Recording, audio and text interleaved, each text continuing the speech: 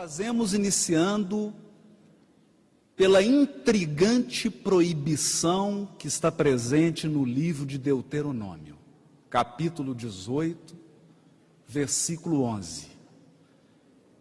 Quando Moisés elenca uma série de proibições: não se encontrará entre ti quem consulte feiticeiros e feiticeiras, e ao final do versículo ele diz: nem quem consulte os mortos.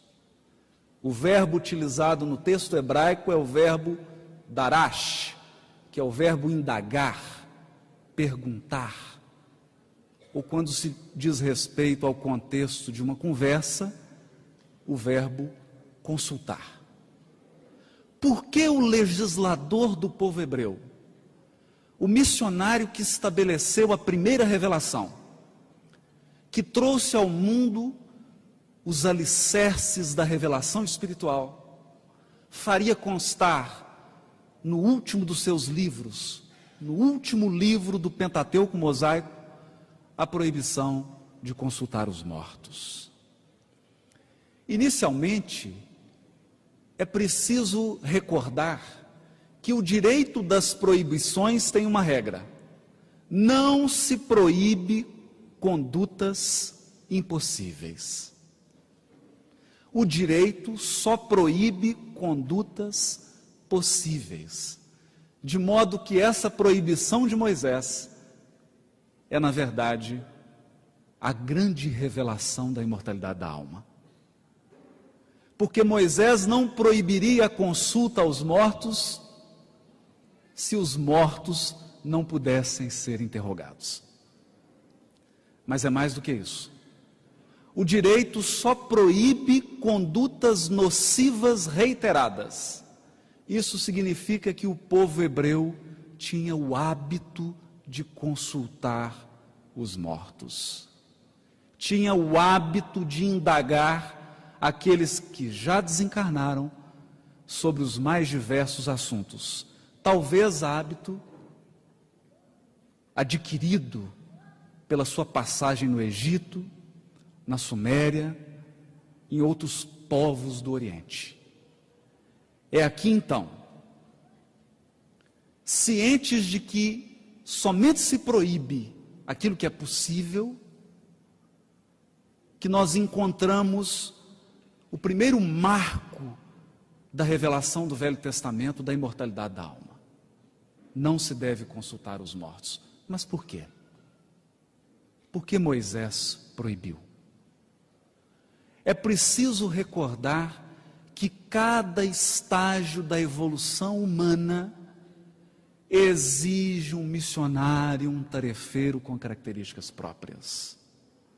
Na época de Moisés, vamos encontrar a humanidade no estágio de infância espiritual, exigindo um legislador severo, disciplinador, duro, que oferecesse uma série de proibições. Assim como a usura da Idade Média pediu um Francisco de Assis, assim como o intelectualismo do século XIX pediu alguém do porte de Allan Kardec, aquele tempo de infância espiritual pediu alguém como Moisés. Esclarecendo o assunto na questão 274 do livro Consolador, perguntaram a Emmanuel qual a intenção de Moisés no Deuteronômio, recomendando que ninguém interrogasse os mortos para saber a verdade. E Emmanuel responde: antes de tudo, faz-se preciso considerar que a afirmativa tem sido objeto injusto de largas discussões por parte dos adversários da nova revelação. E acrescenta: as expressões sectárias, todavia, devem considerar que a época de Moisés não comportava as indagações do invisível, porquanto o comércio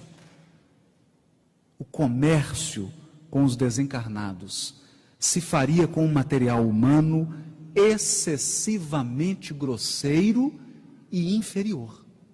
Comércio? Como assim?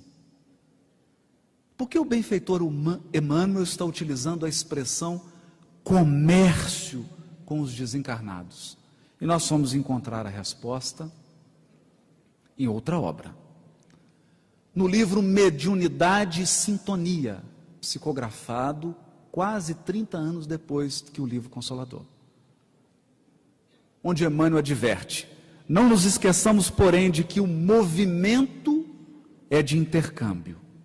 Se o homem recebe o concurso dos espíritos benfeitores, é natural que os espíritos benfeitores algo esperem igualmente do homem.